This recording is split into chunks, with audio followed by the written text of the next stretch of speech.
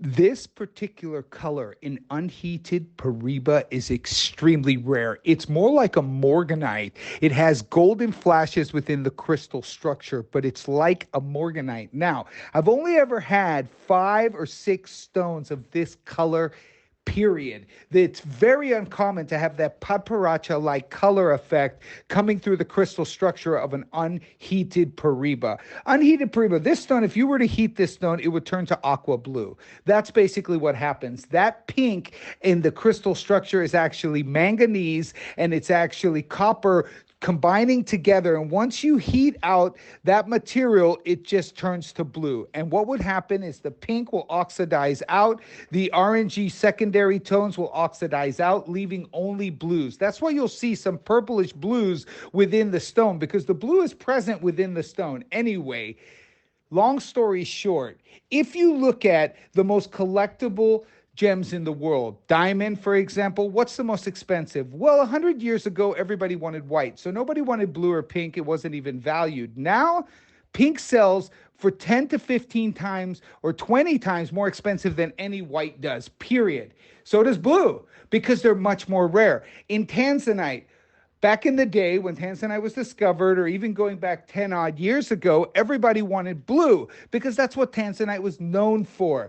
What was I doing? I was buying all the pinks, I was buying all the greens, I was buying all the yellows, because they're 1 in 20,000 tanzanites, so they're extremely rare. Now, what sells for 20 to 30 times more expensive than blue?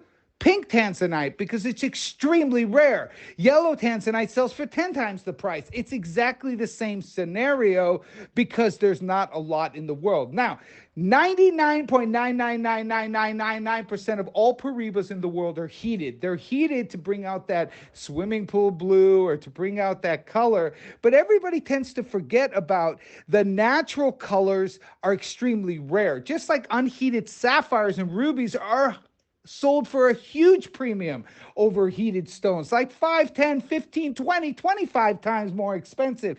The same goes with unheated other gems. Now, problem with Paraiba is most unheated stones tend to have a gray secondary, gray, silky, and they're not that attractive. And most Paraibas aren't clean as well. So we heat them because that neon color you can still sell with some inclusions in the crystal structure, so we don't try to keep them clean. But when you see a clean, unheated stone and it's amazing color, why would you heat it? So I am the protector of unheated Paraibas, because I know in 10 years from now, nobody will have them and the prices will go crazy for them, because it's the same thing that happened to pink tanzanite, same thing that happened to all natural color tanzanites. And 99% of those tanzanites, unfortunately, were converted to blue, because once you heat a tanzanite, it can never go back to its original color. It just turns blue. Same with Paraiba. Once you heat this stone, it turns to aqua blue and you can never turn it back to that pink natural color. So I've preserved these in the natural form. So the detail here,